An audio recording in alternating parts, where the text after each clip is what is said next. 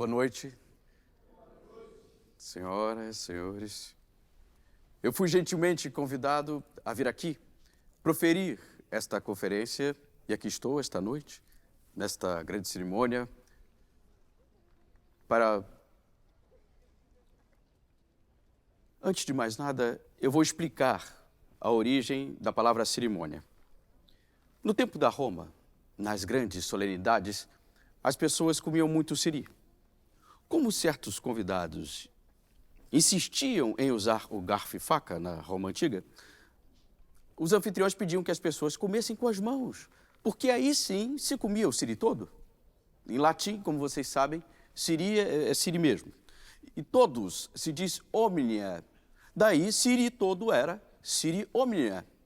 Nas solenidades, portanto, quem sabia comer avisava o colega do lado. Garfo e faca não, siri omnia, siri omnia. Ficava se gritando o tempo todo, siri omnia, siri omnia, siri omnia. Como essa expressão penetrou no Brasil no final do século XIX e éramos, então, o país da borracha, o termo siri omnia ganhou grande elasticidade e chegou aos dias de hoje como cerimônia, portanto.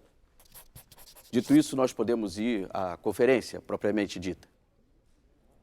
Aliás, vocês sabiam que quem popularizou essa moda de fazer conferências aqui no Brasil foi o seu Coelho Neto e o Dr. Olavo Bilac, no início do século passado. Depois deles, todos começaram a fazer conferências a respeito de tudo. Isso se tornou uma mania, uma moda europeia, do tempo que a nossa dívida era em libras esterlinas. E, no fundo, é por isso que eu estou aqui essa noite. Porque se trata de homenagear todos aqueles que um dia se utilizaram das conferências para ganhar alguns trocados, se é que vocês entendem, quando se é bastante claro. E a culpa é de quem? A culpa é de Deus. Ele é quem devia ter colocado alguma grana no bolso dos primeiros antropóides, mas não esqueceu. Daí é que surgiu essa nossa luta contínua, essa combatividade incessante pela manutenção desse protoplasma que é a base física da vida. Eu, senhoras e senhores, artista, matemático, diplomata, poeta, escritor, um homem sem segredos, cuja vida pública é uma continuação da privada.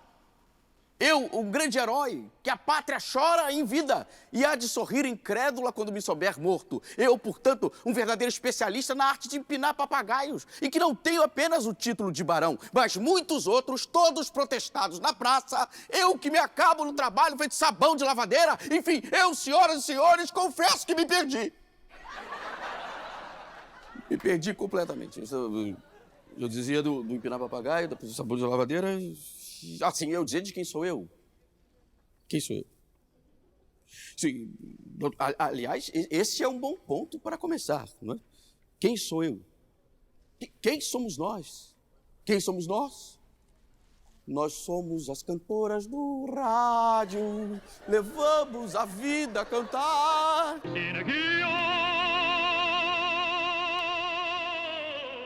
A chave para a tranquilidade é ter o necessário para pagar e receber o necessário para viver. No entanto, eu nunca cheguei ao equilíbrio dessa equação. Em geral, não tive o necessário para pagar e nunca me contentei com o necessário para viver.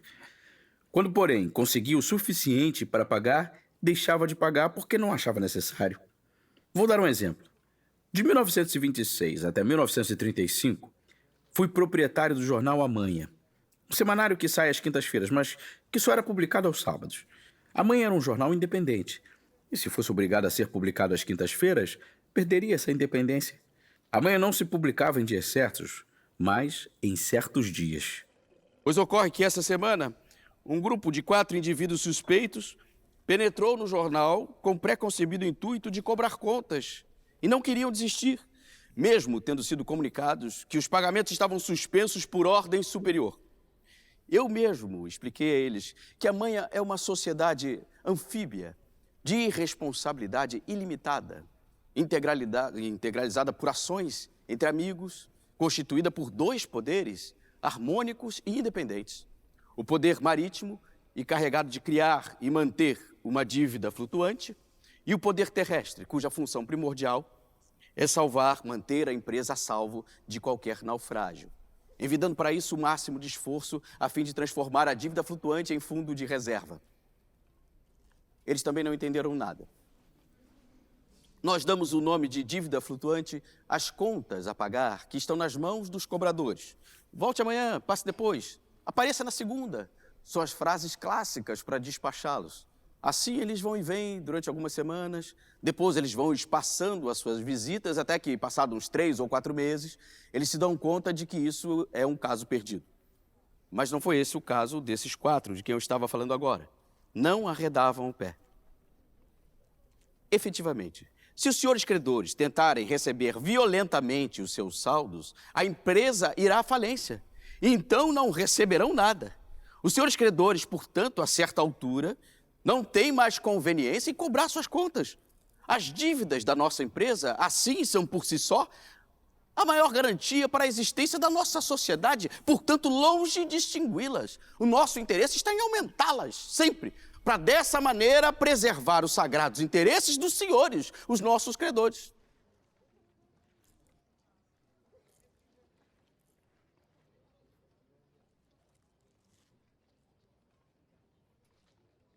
Meus senhores, tempo é dinheiro. Pagarei, portanto, com o tempo. Não aceitaram. E organizaram um meticuloso quebra-quebra, desrespeitando inclusive a placa "Entre sem bater". Sempre fui um adversário do sistema capitalista. Comunista, embora educado dentro dos sãos princípios de moral cristã. Contribuo mentalmente com dezenas de instituições de caridade. Sou um filantropo sem dinheiro. Sou um cristão devoto de São José, um santo que, como carpinteiro, pregou mais que Cristo ou que qualquer outro apóstolo. Sou sempre pelo perdão e contra o castigo. Para mim, a parte mais simpática do Padre Nosso é a que ensina a perdoar nossas dívidas, assim como nós perdoamos aos nossos devedores. Eu sou um homem de esquerda, senhoras e senhores, mas muito mais à esquerda do que o normal. Eu não prego, por exemplo, o cancelamento da dívida externa, mas também e principalmente das dívidas internas e das particulares. O que é preciso acabar, antes de tudo, é a dívida individual, porque essa sim é vexatória e iníqua. E também não me contento com a desapropriação dos grandes bancos, dos grandes latifúndios, das grandes empresas. Por que desapropriar só os grandes? Por que não os pequenos também?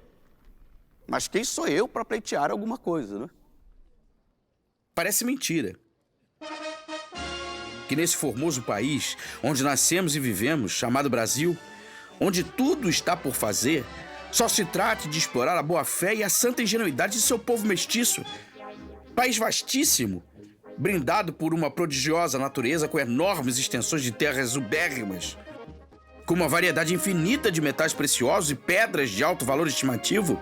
País imenso, coberto de matas virgens, onde vicejam exemplares frondosos e gigantescos da flora mais rica do mundo, e onde se abrigam os mais lindos e apreciados espécimes da fauna universal.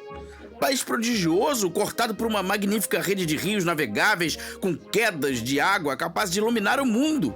País colossal, do café, da soja, do trigo, das carnes, da mandioca, que chega a espantar o mundo, que ainda não tenha se transformado numa formidável potência temida e respeitada por todos os povos do planeta.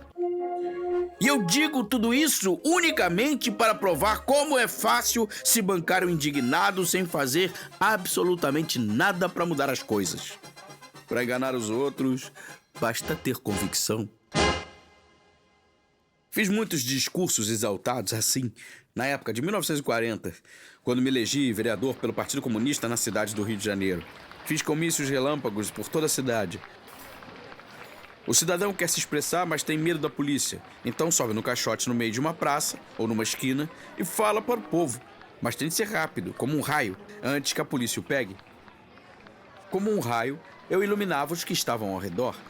E mesmo perseguido, sempre cumpria a lei. Quando a polícia me mandava circular, eu circulava. Por isso sempre acabava voltando ao mesmo lugar. Eu era tão honesto que antes de começar um comício relâmpago, agitava uma folha de zinco, porque não pode haver relâmpago sem trovoada.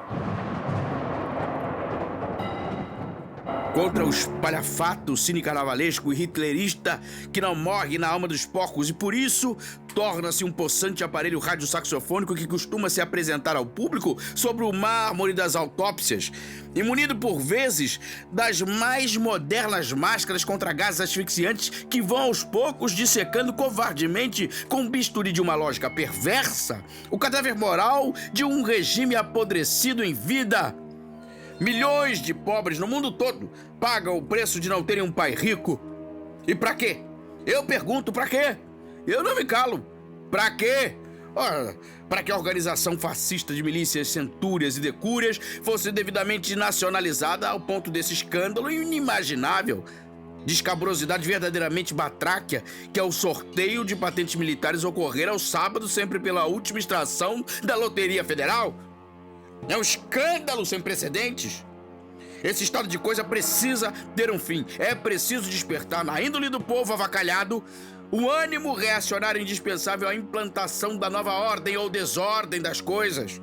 Toda essa pátria miserável, como que tocada por um ciclone invisível, rodopia no ar nesse momento crucial da nacionalidade vilipendiada, espelhando-se desordenadamente pelo nosso imenso território continental e Hollywood, enquanto a goma arábica nativa de nosso capital interno jorra pegajosa pelos tacos de madeira como azeite sobre bacalhau à portuguesa. Eu digo não a isso tudo.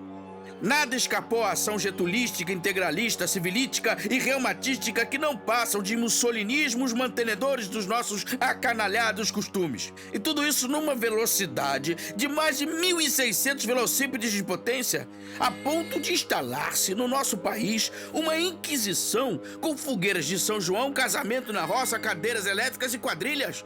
É contra tudo isso que eu me coloco. Vamos dizer não! Agrade ou não agrade, todos fora da grade. Mais leite, mais água, mas menos água no leite.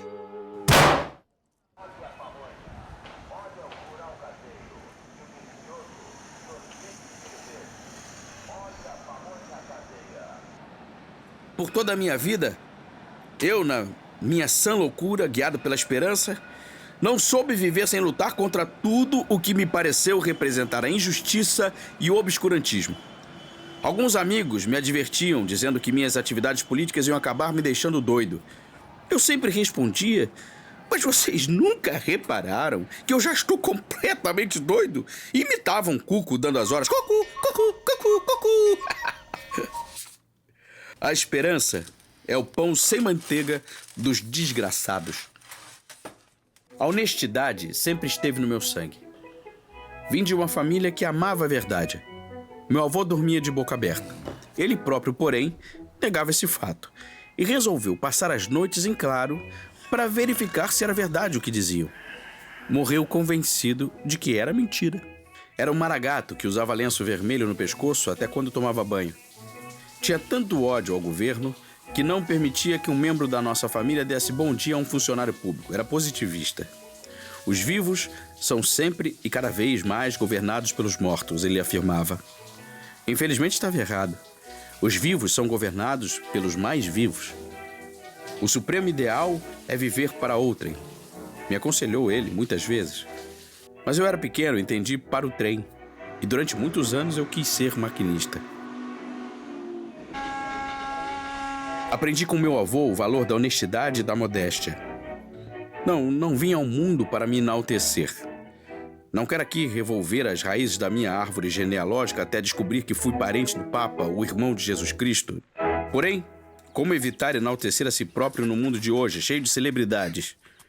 Na sua agitada vida de demagoga, a celebridade é obrigada a falar bem de si mesma. Tem de se elogiar. Tem muitos motivos para me engrandecer. Desde muito jovem fui capaz de reconhecer a idade das galinhas pelos dentes. É verdade que as galinhas não têm dentes, mas eu tinha.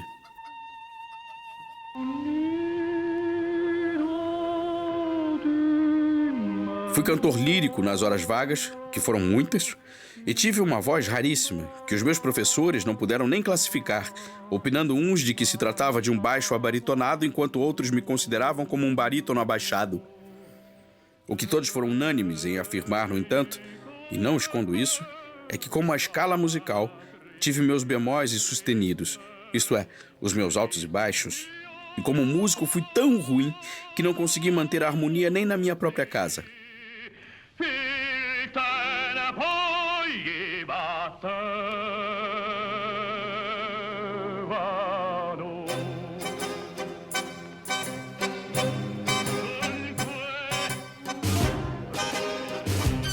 Fui o primeiro gaúcho a andar de bicicleta com botas, esporas e chicote. Quem sou eu, afinal? Quem? Nasci em 1895, no Rio Grande do Sul, dentro de uma diligência que rodava pelo interior do estado, perto da fronteira com o Uruguai. No meio do caminho, uma das rodas se partiu, houve um tremendo choque. Eu nasci ali mesmo, com todo aquele barulho e movimento. Nada mais natural que eu me apressasse a sair para ver o que se passava. Quando criança, estudei num colégio jesuíta e chegaram a pensar em me fazer padre, mas logo descobriram que meu apostolado era o lado oposto. Sempre mostrei um raro talento para o desacato à autoridade e certamente não respeitaria nenhum sumo patífice. A primeira vez que eu ouvi o slogan da direita, Deus, Pátria e Família, eu quis aderir, mas é porque eu havia entendido adeus, Pátria e Família. Logo cedo saí de casa e caí na vida. Estudei medicina, conheci muita gente que no futuro seria importante, colega da época de estudante em Porto Alegre, morando em pensões baratas, tendo um terno só para 4 ou 5 amigos, dividindo o mesmo banheiro, o mesmo prato, as mesmas toalhas. Foi nessa época que tive a ocasião de aprender que pobreza não é desonra, mas é uma porcaria. Morava num quarto de pensão tão pequeno que foi preciso dividi-lo. Fiz riscas de giz no chão e coloquei os nomes dos aposentos como em uma planta de arquitetura. Entrada, sala de estar, sala de jantar, quarto, banheiro. As visitas eram avisadas para não pisar nas paredes. Na parede da sala ficava meu quadro e escrevi Renoir. Na do quarto escrevi Espelho de Cristal e era onde eu me penteava e cantava. Eu quisera ser a rolinha do sertão para poder fazer meu ninho na palma da sua mão. Vocês devem estar se perguntando como um homem de origem humilde chegou à condição de barão. Não foi fácil. Aconteceu que, durante a Revolução de 1930, eu, como jornalista, comecei a alimentar meus leitores com informações sobre a batalha entre as tropas fiéis ao presidente Washington Luiz e as da Aliança Liberal sob o comando de Getúlio Vargas, que avançavam do Rio Grande do Sul em direção ao Rio de Janeiro para tomar o poder. As duas tropas inimigas iriam se encontrar na cidade de Itararé, na divisa do Paraná com São Paulo. Porém, esse grande conflito, que prometi nos meus artigos ser o mais sangrento da história da América do Sul, acabou não acontecendo. Fizeram acordos.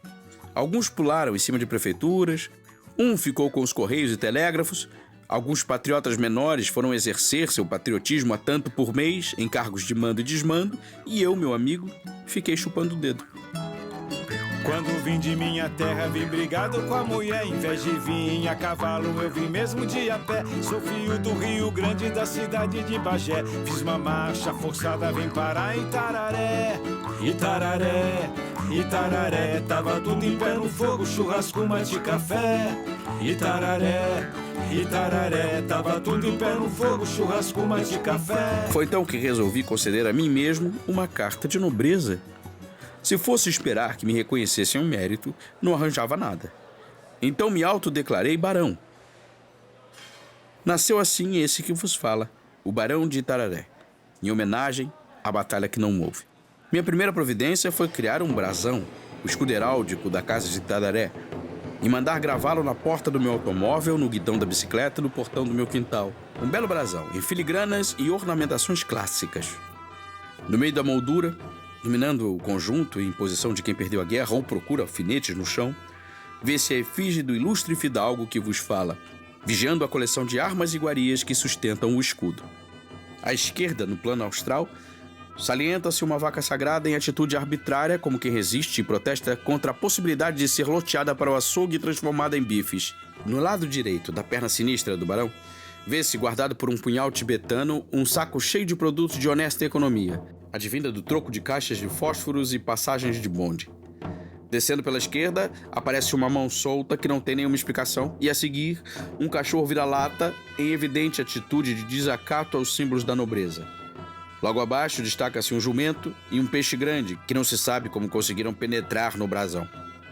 À direita distingue-se vários objetos de ostensiva significação oculta, um cidadão de cartola em pleno processo de desintegração atômica, um frango, uma garrafa e um desconhecido perto de um peixe grande que tanto pode ser uma baleia engolindo o profeta Jonas como um deputado vomitando um pirarucu depois do almoço. A parte mais importante do escudo, porém, é o quadrante esotérico com seus 4 extensos campos. No primeiro aparece um navio pirata, que só pode ser explicado à luz da psicanálise como uma traição do subconsciente. No segundo, há um pé de meia, coroado de estrelas. No terceiro, ostenta-se uma galinha morta e no quarto, uma espada muçulmana. Por fim, no centro, numa cesta de Natal, que também pode ser uma coroa, frutas e salsicha de Viena para recordar aos povos que nem só de pão vive o homem. Durante as férias de 1918, aos 23 anos, quando andava a cavalo na fazenda de um tio, sofri um derrame que me deixaria arrastando uma perna para o resto da vida. Dizem que é mais fácil pegar um mentiroso do que um coxo. Se o mentiroso for coxo, aí é que todo mundo vai saber ainda mais facilmente que ele está mentindo. Fui, portanto, um homem obrigado a dizer a verdade pelo próprio destino. Essa incapacidade de mentir prejudicou muito minha carreira política.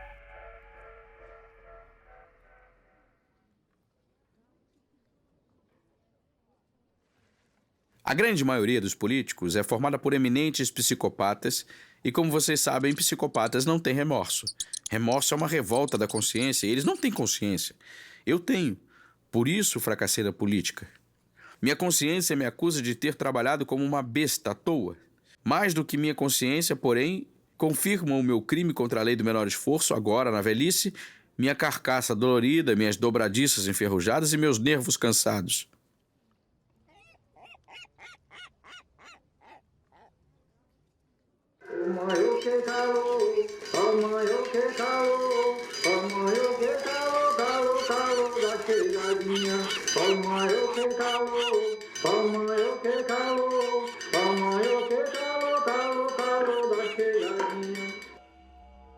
Sempre amei meu país. Quase deixei o Brasil em várias oportunidades, mas sempre por dever, a Deus e a todo mundo. Mas é preciso viver com alegria. Vencer a neurastenia é o primeiro passo para se chegar ao otimismo e ter amigos. Dediquei boa parte da minha vida a combater essa doença, que é fonte de toda intolerância. Escrevi até uma monografia. Otimismo. A vida já é bastante dura, como me disse um professor na época de escola. Para que castigar o garoto? A vida já vai massacrá-lo bastante. O meio faz o homem. Ou o contrário. Tapioquinha de coco, olha o azeite de dendê. Já estou ficando rouco de gritar e não vender. O bacalhau é salgado porque vive na água salgada do mar, ou a água do mar é salgada porque nela vive o bacalhau. Na primeira hipótese, então, o robalo, o badejo e a tainha também deveriam ser salgados, mas não são. Já quando colocamos o bacalhau na água doce, essa fica salgada, o que confirma a segunda hipótese. Porém, se repetimos a experiência, isso deixa de acontecer. Por isso não se chega a nenhuma conclusão definitiva. Mas num ponto todos têm de concordar. A família é muito importante na formação de uma pessoa. A honestidade e a coerência de princípios são tradições na minha família. Meu avô gaúcho começou a vida como barbeiro, mas não deu certo porque se recusava a cortar barbas. Ele usava barba e, como bom cristão, não podia fazer ao próximo aquilo que não queria que fizessem com ele. Por isso, constituiu uma das mais sólidas famílias do Rio Grande do Sul e teve um longo e feliz casamento. Para ele, para um casamento dar certo, é imprescindível que o casal não more junto, de jeito nenhum. O casamento do Sol e da Lua só está dando certo há tanto tempo porque eles vivem separados, ele dizia. A prova disso é que todas as vezes que eles se encontram num eclipse, o tempo fecha. Até no dia do casamento, eles estavam separados. Quem oficializou o matrimônio foi o padre Barbosa, famoso por batizar, casar e dar extrema-unção à distância. Ele perguntava onde estavam os bebês, os noivos ou os moribundos. Só precisava saber a direção. E dali mesmo, ministrava os sacramentos no rumo indicado. Da cidade de Passo Fundo, onde morava, ele casou minha avó em São Leopoldo e meu avô em São Borja. Desempenhava suas nobres funções cobrando a metade do preço que cobraria se tivesse de se deslocar até os fiéis. Por isso era muito requisitado. Graças à distância, o amor dos dois venceu todas as dificuldades e eles foram muito felizes, evitando o sofrimento de viverem juntos. Só brigavam por um único motivo: as sobrancelhas da vovó. Ele achava um absurdo as mulheres apararem as sobrancelhas e minha avó insistia em fazer isso. Ele tentou proibi-la, mas ela não se submeteu. Era também uma mulher forte e decidida. Nunca admitiu ser chamada de dona de casa, só depois que vovô botou a casa no nome dela. Mesmo naquela única semana que passavam juntos, acabavam arranjando uma maneira de se irritar. Minha avó, por exemplo, queria jantar às 8. Meu avô queria jantar às 10. Por isso jantavam às 9 para se contrariar igualmente. Se eu não casasse com a sua avó, hoje seria um velho delinquente pervertido e abandonado. Sim, porque existem instituições dedicadas à regeneração de menores infratores e delinquentes, mas ninguém pensa na fundação de abrigos para velhos safados e pervertidos. Por isso, meu neto, não ligue para a opinião dos seus amigos solteiros. Num mundo maluco, onde tudo é ao contrário, onde as ondas curtas são as que vão mais longe e as ondas longas só chegam perto, trouxa é quem vai na onda. O casamento é complicado. O homem é um animal que pensa, a mulher é um animal que pensa o contrário. Mas não vá atrás desse negócio de que até que a morte os separe. Se tiver de separar, separa. Não vá atrás de religião, meu neto. Não é por ser religioso que você tem necessariamente que ser um idiota. Como eu gostava muito do meu avô, quis ajudá-lo a se entender com a vovó sobre o problema da sobrancelha. Por isso comecei a estudar o assunto. Minha primeira descoberta foi que a sobrancelha é o bigode do olho. As mulheres, por não terem bigodes, aparam as sobrancelhas. E por que aparam-se bigodes e sobrancelhas? Para nos diferenciar dos seres primitivos, que não têm tesoura. É por isso que usamos roupas também. Até os índios da época do Cabral, se soubessem que iam aparecer nos livros didáticos, teriam se vestido. Eu sempre vestia a camisa do Brasil. Não é a figura de linguagem. É uma camisa social, com o Brasil estampado na frente, os oceanos nas axilas, que estão sempre úmidas, e o Oriente nas costas, porque a gente nunca sabe mesmo o que se passa por lá. Sim, é possível ser brasileiro e andar de cabeça erguida. O título da minha tese de mestrado em Sociologia foi A Influência dos Colarinhos Moles na Formação do Caráter Nacional. Os colarinhos moles são responsáveis pelo cabisbaixismo hereditário e o meditabundismo endêmico do povo brasileiro. Os colarinhos moles e baixos não sustentam a cabeça que cai para frente, criando no indivíduo um tremendo complexo de inferioridade.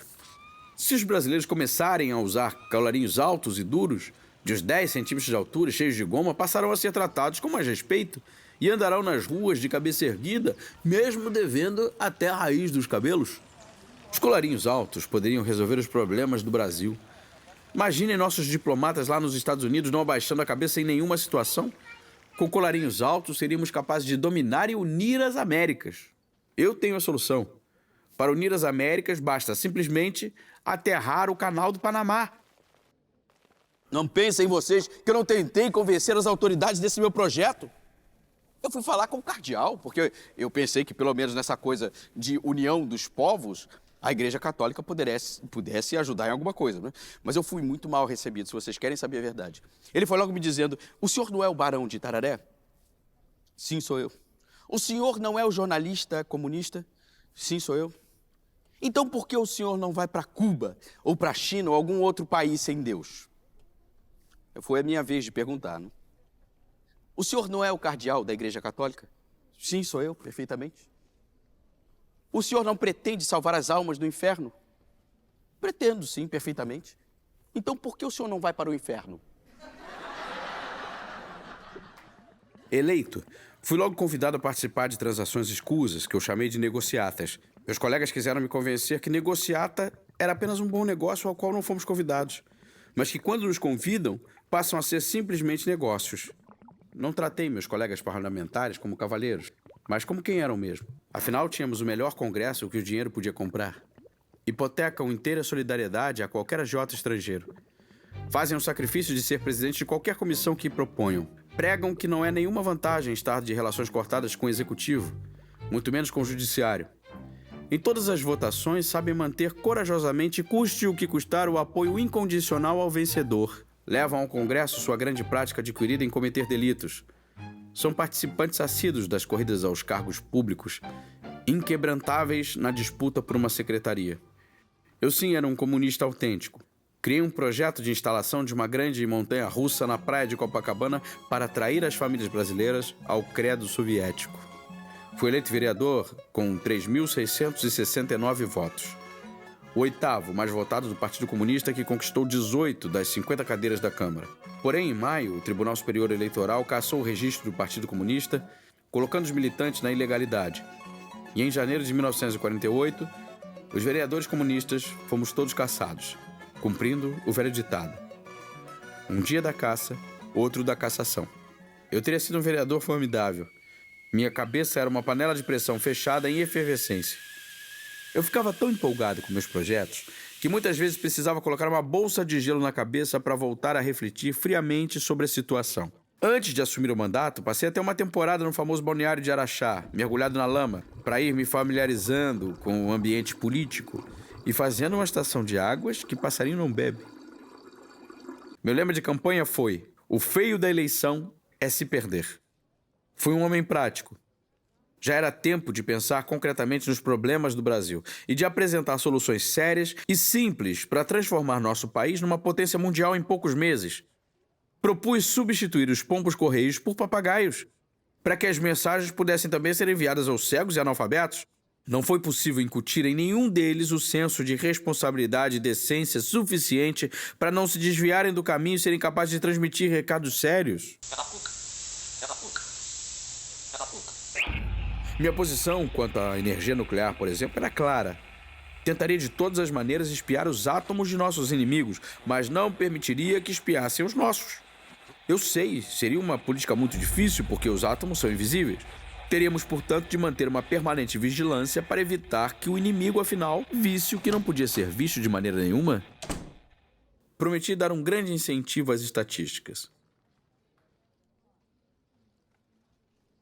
Batalharia incansavelmente pela energia alternativa e não poluente. E investiria na geração de energia individual tirada dos nossos próprios corpos. Nosso sistema nervoso é uma usina. Eu tenho calos, por exemplo. E quando pisam neles, fica uma pilha. Já fiz a experiência de ligar meu calo com fio de cobre ao meu rádio e logo ao primeiro contato ouvir a Cid Almeida cantando "Ai, meu Deus, tenha pena de mim!" Ai, ai, meu Deus, tenha pena de mim. Todos vivem muito bem, só eu quem vivo assim. E não podia falar em investimentos sem falar em economia. Ora, o que é economia? Economia é o ato de economizar. O baiacu tem limites, ou para ou explode. Eu reduzi o consumo de açúcar lá de casa colocando uma mosca dentro do açucareiro e obrigando todos a adoçarem um café sem deixar a mosca escapar. Como vereador, fui um grande vigilante do destino das verbas públicas. Minha primeira providência foi lutar contra as viagens das missões econômicas ao exterior. São um descalabro. Ora, convenhamos, uma missão econômica só pode ter uma missão: fazer economia. Mas o que essas missões fazem é se instalar nos melhores hotéis e gastar fortunas em restaurantes de luxo. E o que adianta ser freguês dos restaurantes mais caros? Se você pede um bife, eles sempre trazem o menor possível. Economia! Economia! Às vezes eu tenho vontade de comprar um avião, por exemplo. Mas já me disseram que se eu comprar uma dúzia, sai muito mais barato. Aí fico indeciso, não compro, economizo. E não fico chateado por não ter dinheiro nem para um par de sapatos. Encaminhei vários projetos revolucionários na área da economia popular. Apoiei as diligências produtivas dos feirantes para tornar oficial o quilo de 800 gramas. Os feirantes tinham razão, era um descalabro. 1000 gramas são realmente muitos gramas por um quilo só. Economia! Um palito, por exemplo, podia ser usado por mais de uma pessoa. Em matéria de economia, até a natureza dá mau exemplo. Para que 2 olhos na cara? Para reclamar do preço das coisas? É um excesso. Um olho no meio da testa não seria suficiente. Incentivei as pesquisas para ser possível no futuro trocar um olho de lugar. Quantos desastres de automóvel evitaríamos com um olho na nuca? Um olho na ponta do dedo nos ajudaria a saber o que está prendendo a gaveta? Cortar os excessos. Honestidade. Não nasci para mentira, nem para a política. Muitos dos meus colegas vereadores não se importavam de que se dissessem mentiras sobre eles, porque temiam que um dia começassem a dizer verdades. Nenhum deles queriam largar o sacrifício que faziam pela pátria. Uns lutavam para serem eleitos unanimamente como presidente da Câmara, mesmo contra a vontade de todos. Outros, mais tímidos, tinham vergonha até de proceder honestamente. Ou seja, uma parte não era capaz de nada, mas a outra era capaz de tudo. Ambas, porém, tinham o mesmo lema.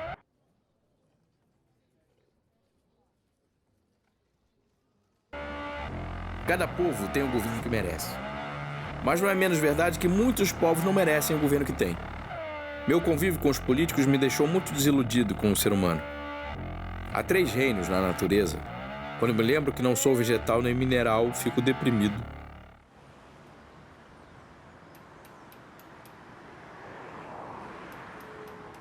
Apesar dos inúmeros projetos que apresentei, a única promessa de campanha que consegui realizar foi a de não cometer suicídio. Suicídio não cometi. Incluo como forma de suicídio a greve de fome. Prometi não fazer greve de fome durante o meu mandato, e não fiz. Ao contrário, diante das adversidades e das injustiças, comi ainda mais. Nos piores momentos, mostrei mais apetite.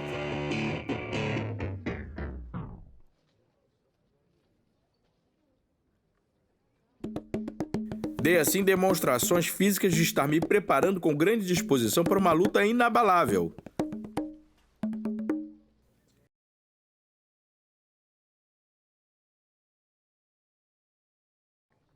Como vereador, lutei para que o símbolo da paz fosse trocado. Em vez de uma pomba que emporcalha tudo, melhor seria uma galinha morta, que representa a facilidade. Mas ser pacifista desanima qualquer um. Os submarinos provam que os seres humanos se odeiam até debaixo d'água. Mas sou otimista.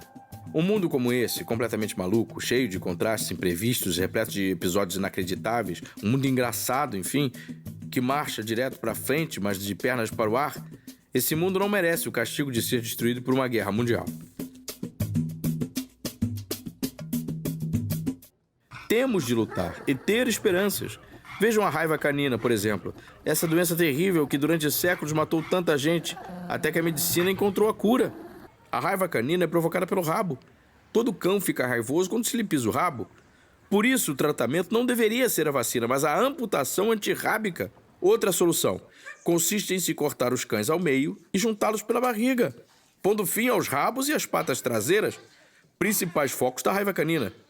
Teremos um cão bicéfalo que latirá por 2 e assim defenderá melhor a casa, além de não nos emporcalhar o jardim. Para não desperdiçar cachorro, podemos juntar as outras partes, mas não serviriam para nada. Só para emporcalhar tudo.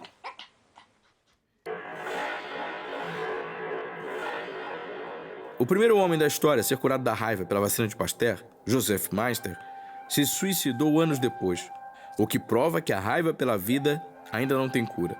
Eu sei que a pessoa feliz é aquela que não alimenta ambições e se contenta com o que tem. O médico me receitou mudanças de ares e a única coisa que eu pude fazer foi pedir emprestado o ventilador do meu cunhado. A constante falta de dinheiro é o pagamento de quem pratica a honestidade extrema. Já passei fome por causa disso. Na verdade, ainda nem almocei. Como jornalista, minha arma contra a desonestidade e a hipocrisia foi a palavra. Minha máquina de escrever foi minha metralhadora giratória.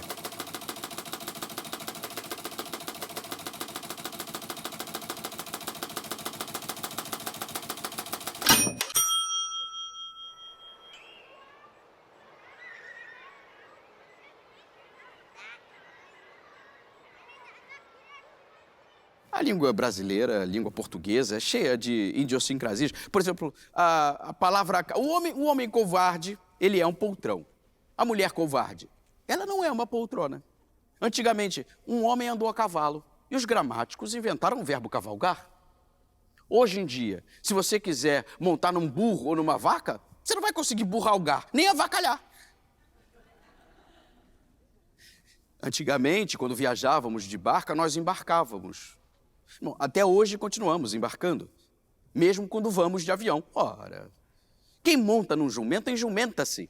Quem sobe num porco, emporcalha-se. Quem viaja de transatlântico, transatlântica-se. Quem vai à Europa, aviona-se, e a Copacabana, onibia-se.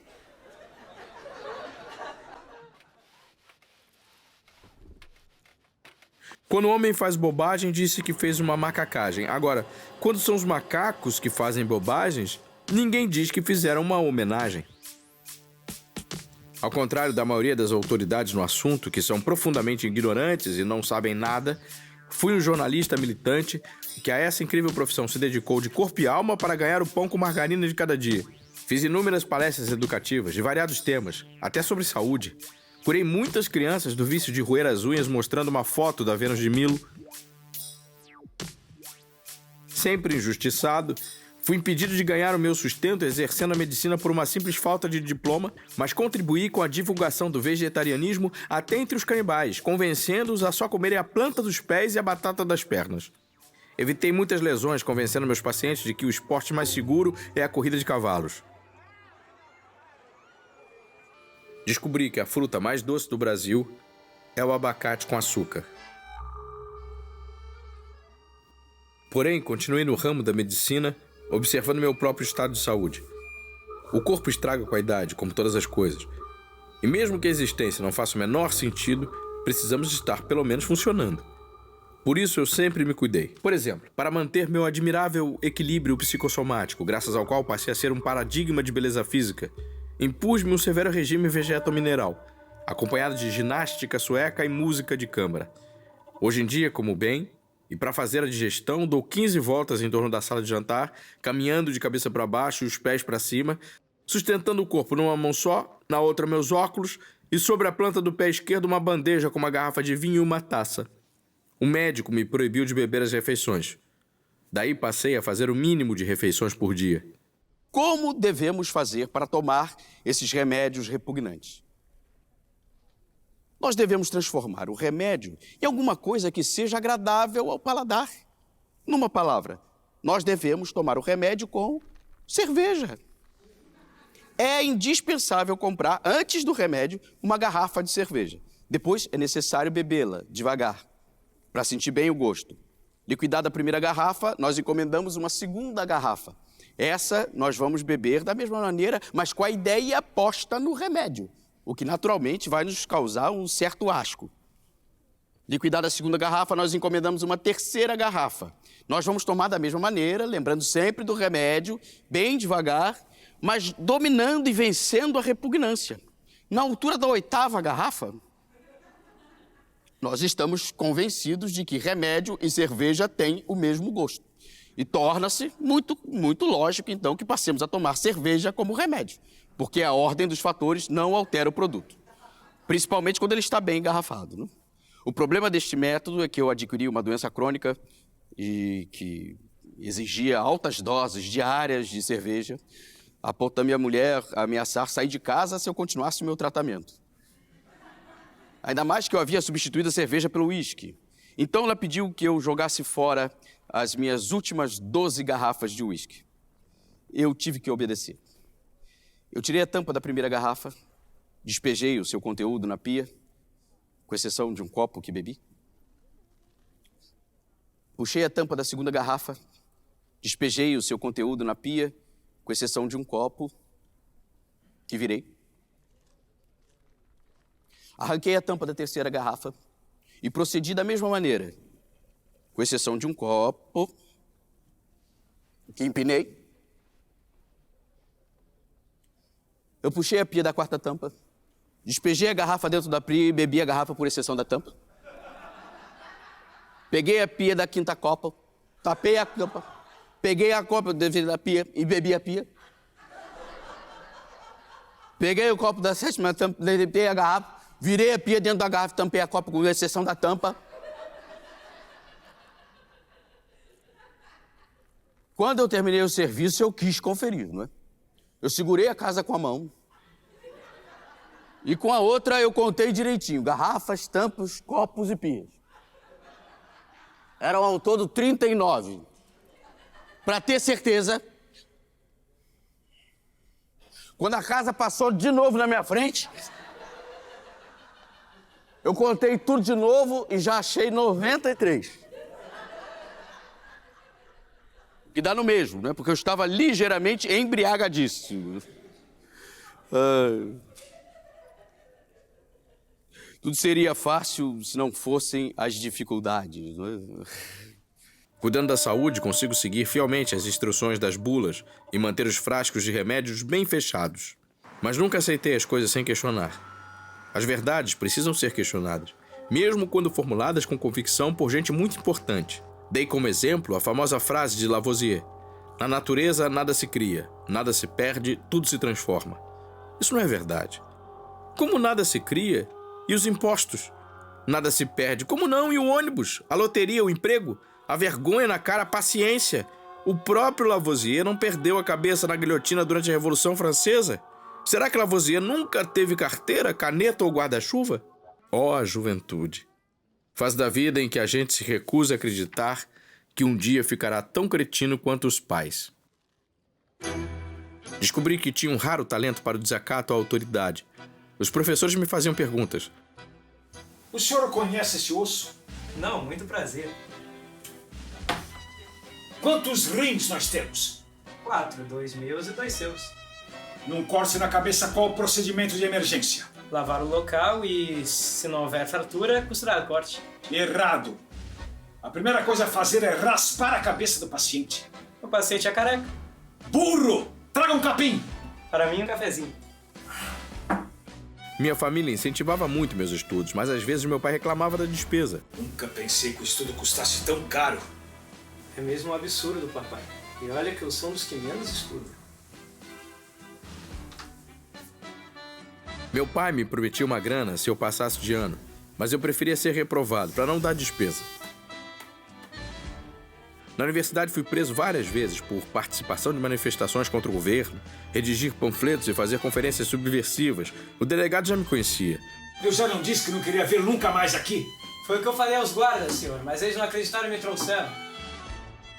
Acabei abandonando a faculdade. Foram tantos os anos de estudo que quando precisei começar a trabalhar já estava cansado. No começo foi muito difícil. Não tinha dinheiro nenhum. Toda manhã eu dizia que ia comprar leite A e voltava com não A. Comecei a jogar no bicho. Fiquei viciado. Antes das distrações, meu coração não sofria de palpitações, mas de palpites. Nunca ganhei nada. Nem empréstimo eu conseguia. Eu era um imprestável.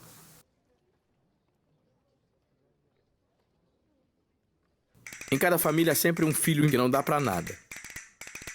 Eu era filho único, portanto minha situação era bem clara. Entrei em crise. Passava os dias dormindo. Dormir faz bem. Esse tipo de atividade relaxante evita o estresse. Segundo a minha fórmula matemática, E igual a T menos R. Ou seja, estresse é igual a trabalho menos resultado. Estresse é menor quando o resultado é maior do que trabalho. Conclusão: o estresse cresce na razão inversa do trabalho e na razão direta do resultado. Em todos os casos, porém, verifica-se que estresse é constante, tendo ou não tendo trabalho. Ganhando ou não ganhando, o sujeito nunca fica satisfeito. Felizmente, a matemática não tem nada a ver com a vida e é possível viver despreocupado. A despreocupação é uma das consequências mais prazerosas da inconsciência. Para fugir do estresse é só ficar inconsciente. Dormindo, por exemplo. Dormir bem já é perder 1/3 da vida na maior inconsciência. Mas para se poder dormir o dia todo, é preciso no mínimo estar vivo e ter um teto. Para se estar vivo, é preciso comer. Para ter um teto, é preciso pagar aluguel. Logo tive de acordar para a vida e, como meu avô, meti-me em andanças pelo interior do Rio Grande do Sul. Alegrete, Bagé, São Borja, São Gabriel, Uruguaiana. Não como caixeiro viajante, mas improvisando conferências para ganhar um trocado. Cheguei a derrubar prefeitos com meu jornalismo combativo. Fiz muitos inimigos e fui desafiado para 2 duelos, mas escapei me tornando pacifista.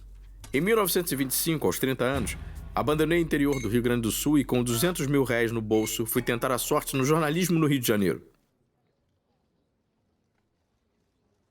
Nos primeiros tempos, comi o pão que o diabo amassou. Quando meti a mão no bolso, só saíam os 5 dedos. Um dia fui à redação do jornal O Globo e falei que podia fazer qualquer coisa, desde varrer o chão até dirigir o jornal. Me pediram uma crônica e mandaram eu voltar amanhã. Volte amanhã é uma forma simpática de mandar alguém pro raio que o parta. E eu saí dali e fui afogar as mágoas num botequim no Largo da Carioca. De tarde, quando saiu a 2ª edição do Globo, minha crônica estava na primeira página e assinada. Fui contratado e pela primeira vez na vida recebi um salário. 300 mil réis. Compra ouro, compra prata, compra chumbo, compra roupa velha, compra guarda-chuva velho, compra sombrinha, compra tudo, 1926, fui trabalhar no jornal do Mário Rodrigues, pai do Nelson. O jornal se chamava Amanhã, e comecei a escrever uma coluna na primeira página intitulada Amanhã Tem Mais. Abri meu próprio jornal 4 meses depois. Meu semanário se chamou Amanhã. Respeitando a lei do menor esforço, de um emprego para outro foi só tirar o tio. Amanhã foi lançado no dia 13 de maio de 1926. Eu era editor, o repórter, o articulista, o editor de arte e o redator de anúncios, seguindo o princípio ético que norteou toda a minha vida. Só dormir quando tiver sono, só comer quando tiver fome. E fazia promoções, como premiar com 5.000 réis o leitor que avisasse com antecedência de 24 horas onde iria acontecer um incêndio para que eu pudesse fazer um furo de reportagem. Tive de voltar atrás, depois da onda inesperada de incêndios na cidade. Meu colaborador era o grande artista gráfico Andrés Guevara, um argentino que tinha ganhado um prêmio em dinheiro em Buenos Aires para estudar em Paris. Eu o conheci nos bares do Rio gastando o dinheiro do prêmio. Com a Amanhã, travei grandes combates. Cheguei a cortar relações com os Estados Unidos, por exemplo, por graves divergências políticas suscitadas pela lei seca. Por essas e outras atividades jornalísticas, fui preso várias vezes. Tantas prisões criaram até uma rotina. Meus filhos se acostumaram às visitas e revistas da polícia ao nosso apartamento. E eu já mantinha uma pequena mala pronta, com uma muda de roupas e artigos de higiene pessoal. Eu enfrentava as prisões com resignação. Só faria uma exigência. Se me condenassem à morte, como último desejo, queria que me dessem para ler uma revista de celebridades, porque depois de folhear aquela estupidez e constatar como a humanidade é imbecil, eu partiria feliz desse mundo idiota. As ditaduras desmentem o ditado do que cada cabeça, uma sentença. Cada sentença de Vargas eliminava várias cabeças, e não se podia contar com a justiça. As audiências no Brasil eram para decidir quem tinha o melhor advogado.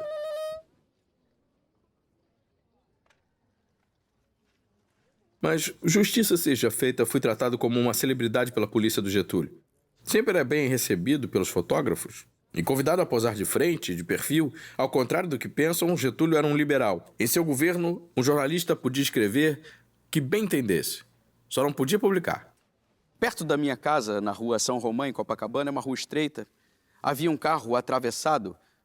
Em torno dele, 5 homens fingiam empurrá-lo. Não havia espaço para eu passar, eu parei. Os 5 vieram na minha direção empunhando revólveres. Eu fui obrigado a entrar no carro deles e começamos a nos afastar da cidade. Tem família? Isso não vem ao caso e não é da conta dos senhores. Nessa situação só interessa os que estão aqui. Vocês 5 e eu. Escreva despedindo-se. É um favor que ainda lhe prestamos. Dispenso. Me levaram para um lugar deserto, lá para os lados de Jacarepaguá. Cortaram meu cabelo, arrancaram as minhas roupas, me espancaram. Eles gritavam muito, estavam muito nervosos, queriam me dar tiro nos pés, me afogar. Nesse momento, eu tive pena. Eu sofri. Eu sofri por eles, pela dignidade humana. Eles estavam muito nervosos, mas também com muito medo. Me deixaram lá, só de cueca, com o corpo moído de pancada. No dia seguinte, eu fui direto para o escritório, no centro da cidade, na rua Santa Luzia. E antes de dar satisfação aos que estavam preocupados com a minha ausência repentina, eu fui direto para a minha mesa, escrevi uma placa e pus na porta. Entre, sem bater. Mas eles não pararam por aí. Eles, quando começam, custam a parar. Logo depois, o central de polícia, eu numa cela, o meu carro no estacionamento, ambos presos. Depois o navio presídio, Pedro I. O país vivia um estado de sítio. E o governo tratou de criar um tribunal que prendeu centenas de pessoas sem acusação formal, por razões preventivas. O senhor sabe o motivo da sua prisão? Eu tenho pensado muito, meritíssimo, e só posso atribuir ao cafezinho. Ao cafezinho? Eu vou explicar. A minha mãe sempre me disse que o café em excesso fazia mal à saúde. Eu estava tomando meu 8º café na praça da Cinelândia, quando entraram os policiais e me deram ordem de prisão. Só pode ter sido por isso, por eu ter desobedecido aos conselhos da minha mãe. O senhor confessa que faz parte do movimento? Sim, Meritíssimo, eu faço parte do movimento. Pode dar mais detalhes? Eu faço parte do movimento e o senhor também, Meritíssimo. Afinal, essa cadeira onde estamos sentados, a sua mesa, o ar que respiramos, são uma infinidade de átomos e moléculas em constante movimento. Senhor Aparício, nós não estamos aqui para brincadeiras. Nós estamos aqui para depor. Depor? Quem? O governo? Lamento, Meritíssimo, mas eu acho que nós não vamos conseguir. 1 ano preso. Eu achei que me matariam.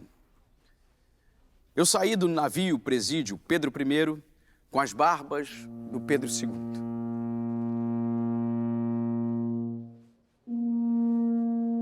Quando voltei à redação, foi que coloquei a placa na porta para prevenir contratempos como aquele. Entre sem bater. Anos mais tarde, quando reabri o jornal precisando de propaganda, tendo de me adaptar às leis do mercado capitalista, tive de acrescentar: mas não deixe de anunciar.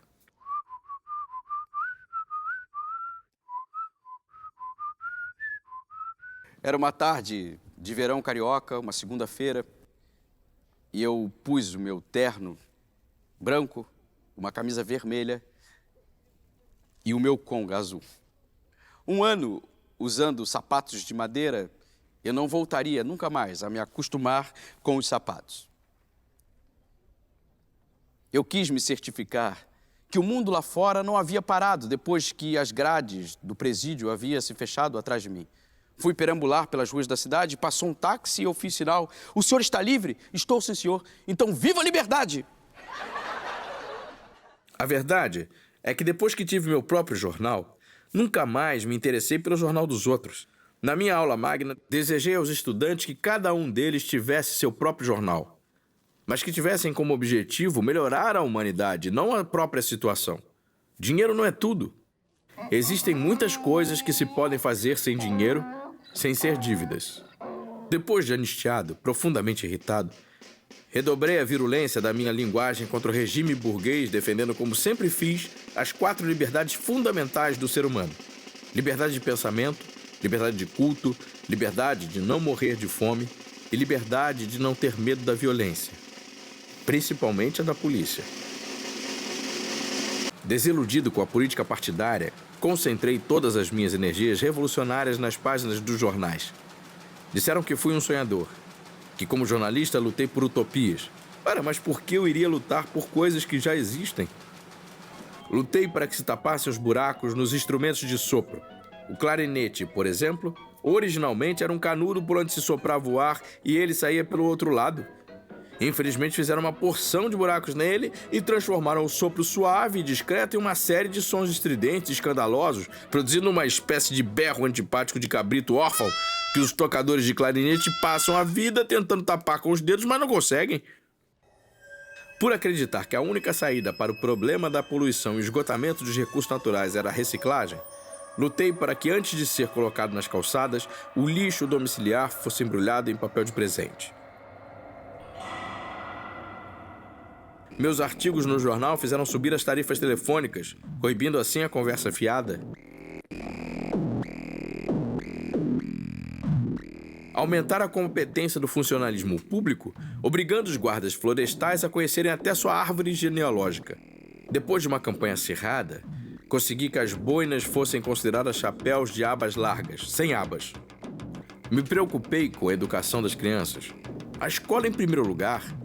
Propus um acordo do Ministério da Educação com o da Agricultura, para que este oferecesse gratuitamente a todas as crianças do 1º grau e aos cretinos do 2º grau também, 300 gramas de algodão para que tapassem um dos ouvidos, evitando dessa forma que o ensino entrasse por um ouvido e saísse pelo outro.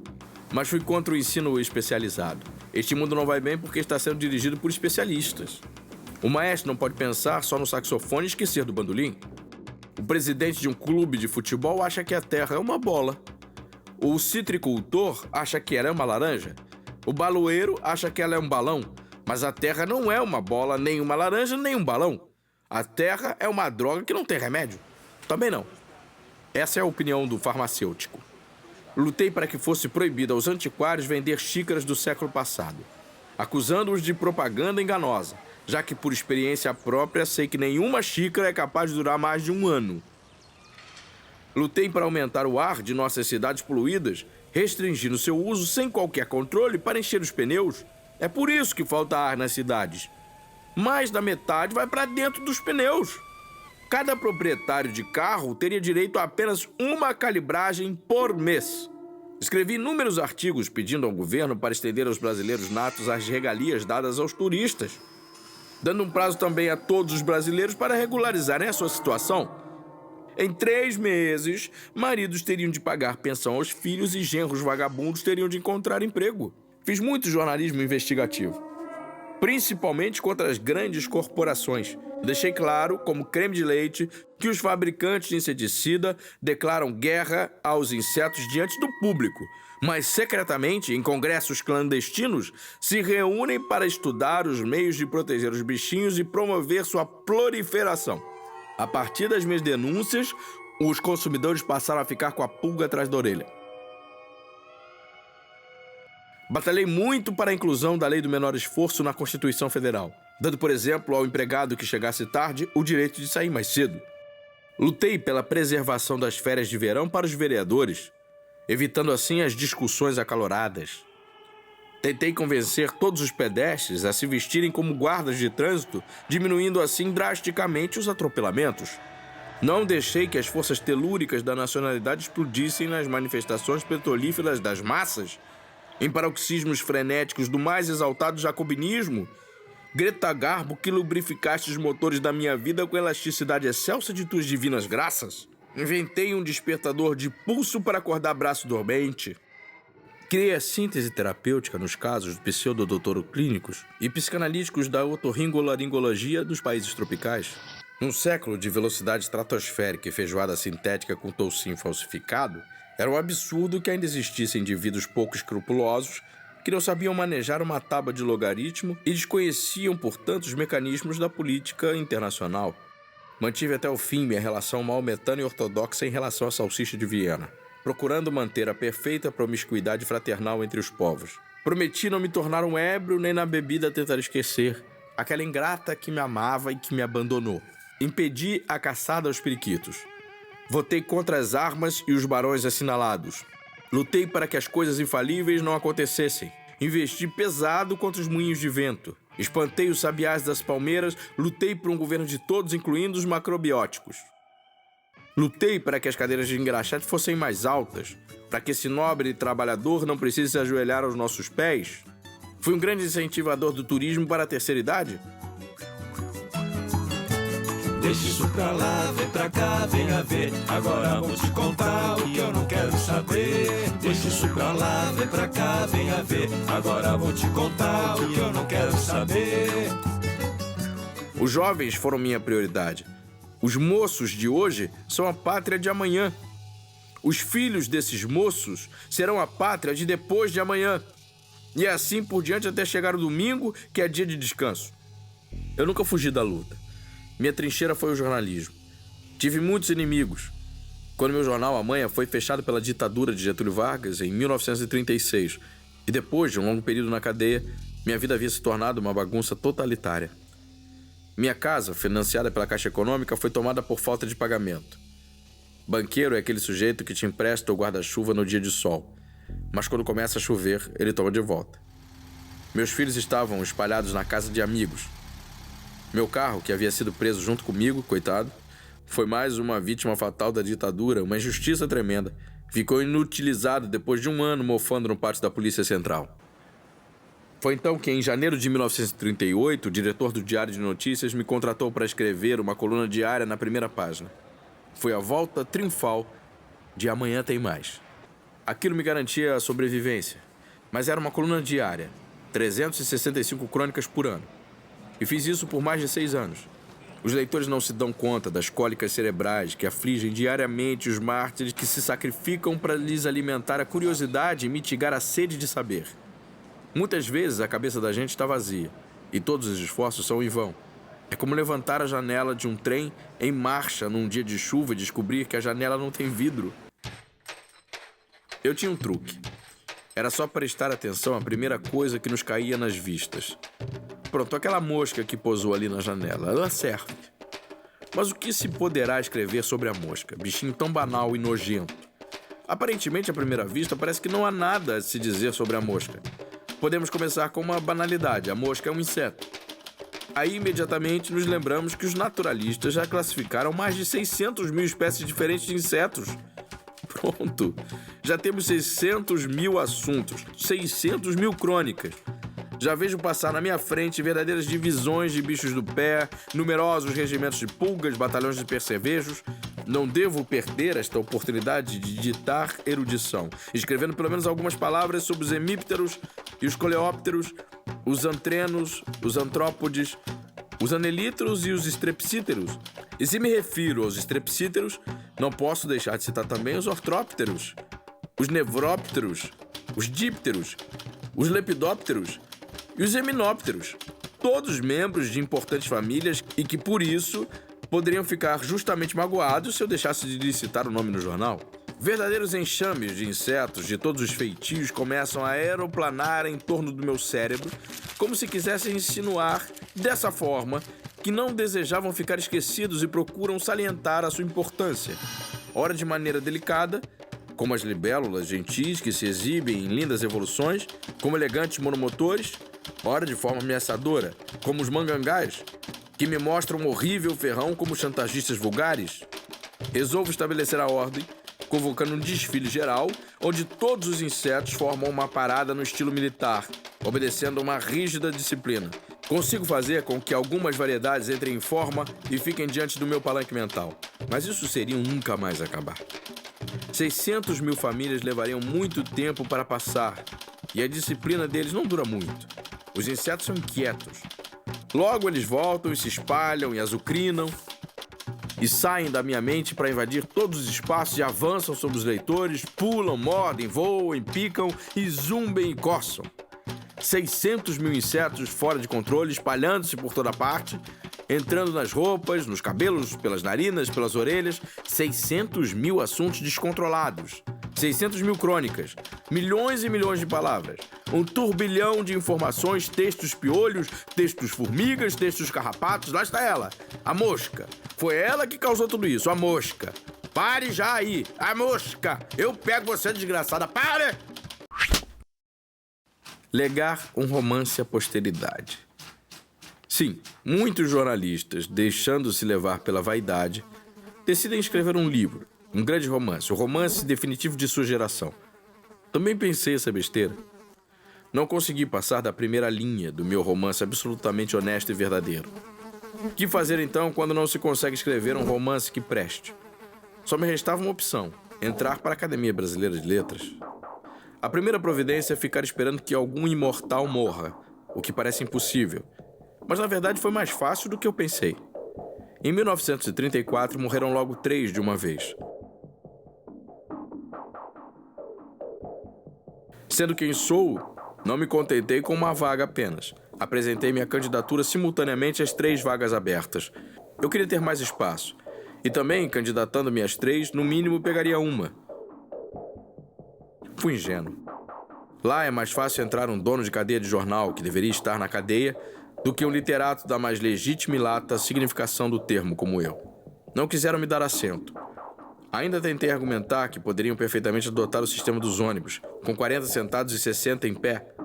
Os 60 em pé iriam sentando à medida que os passageiros fossem desembarcando no outro mundo e os assentos ficassem vagos, enquanto os outros que estavam na fila iriam entrando com a sua bagagem literária. Mas não adiantou. Não me aceitaram. Essa recusa não me abalou. Voltei ao jornalismo, ainda mais revoltado e combativo, e deflagrei várias campanhas ao mesmo tempo. Lutei pelo fim dos anos bissextos, que só atrapalham a vida da gente. Liderei uma campanha internacional pelo fim dos buracos do queijo-bola, pela difamação da memória gloriosa dos heróis de nossa pátria que bravamente dilataram a fé, o império e a uretra. Pela diminuição dos dividendos e das doutrinas exóticas dos canadenses, que em absoluto iluminam a tradição ordeira e pacífica de nossa salada de tomates, cebola e alface. pelo fim do cargo de primeira-dama. Insisti para que os pais levassem os filhos ao Maracanã para que as crianças entendessem desde cedo que não se deve fazer justiça com as próprias mãos, mas com todo cuidado para não tornar o filho um torcedor fanático, porque o futebol, como as palavras cruzadas, a religião, o carnaval e o golfe, são uma espécie muito perigosa de loucura. O golfe é uma insanidade. Consiste em dar uma bordoada numa bolinha e depois passar a tarde procurando por ela. O carnaval é a coisa mais séria que temos no nosso país. Por isso, o Brasil é o que é. O futebol é o nosso maior patrimônio nacional, embora importado da Inglaterra. Sem falar nas conversas sobre futebol, nos bares, nas mesas redondas, nas TVs. Um torcedor precisa sempre falar sobre futebol para mostrar aos outros torcedores que também é um idiota completo. Fiz campanha contra a perda de tempo. Eu, por exemplo, com 75 anos, na verdade deveria ter 60, porque perdi 10 anos estudando medicina e acabei não me formando, perdi 2 anos somando todas as vezes em que fui preso e perdi mais 3 anos somando todo o tempo que persegui mulheres bonitas sem nenhum resultado. Nada de perder tempo. Combati sem trégua os fósforos que não acendiam. Lutei contra o reumatismo em favor dos hipopótamos e da Liga das Nações para que lá no fundo do quintal plantassem um pé de repolho do qual nascesse um velho careca com uma pipoca no olho. As grandes lutas têm de prosseguir. Os grandes dias chegarão. As grandes noites também. Vamos esculpir um futuro grandioso no mármore de Carrara da história. Vamos explorar a existência das estrelas e morar no promontório de Júpiter, entre a linha da vida e a do coração. Vamos pregar o rabo de papel do deboche nos poderosos. O remédio para a arteriosclerose é não deixar o coração envelhecer. Vamos dar um crédito de confiança à vida e deixar que ela nos pague a longo prazo. Vamos combater o bom combate e ter imenso orgulho da vida que vivemos. Lutemos pela paz. Lutemos pela paz mundial e, principalmente, lutemos para que nos deixem em paz. Como dizia o Barão de Tararé, a sobrancelha é o bigode do olho. Como dizia o Barão de Tararé, a sobrancelha é o bigode do olho. O homem que se vende recebe sempre mais do que vale. Quem vê cara não vê que horas são. Quando o pobre come frango, um dos dois está doente. Negócio importante não se amarra com barbante. Como dizia o Barão de Tararé, a sobrancelha é o bigode do olho. Como dizia o Barão de Tararé, a sobrancelha é o bigode do olho.